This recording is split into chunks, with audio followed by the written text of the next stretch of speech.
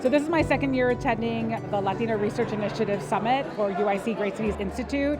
And I found it just a really wonderful place to not only convene with people, but also to see what other organizations are doing in the community around Latina issues. For us that work in the Latina community, it's really critical to have a partner like UIC Great Cities Institute through the Latino Research Initiative project to really think about kind of how can we use data to inform our work and be grounded in community. So Mujeres Latinas en Acción is the longest standing Latina organization in the country. We are 51 years old, and and we wanted to do several activities to celebrate our 50th anniversary here in Chicago. And one of them was creating our first position paper. So we approached UIC Great Cities to do this, and we were very excited by the results.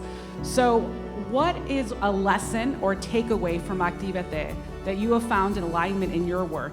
One is it validates some of the information that I feel like we know anecdotally, or that we just know that what we've seen in our individual communities, what we've heard from people, and it backs that up with data. So I think that's one of the things that Actívate does.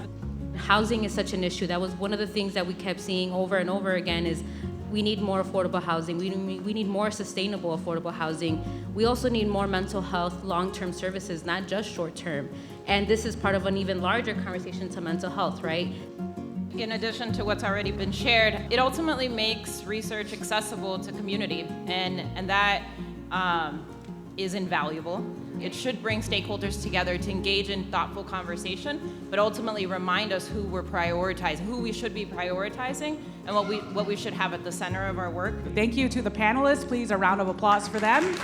And it's also uplifting to see how data and research is being done and how it can impact the work that we do day in, day out. And that's something that I think we should always encourage.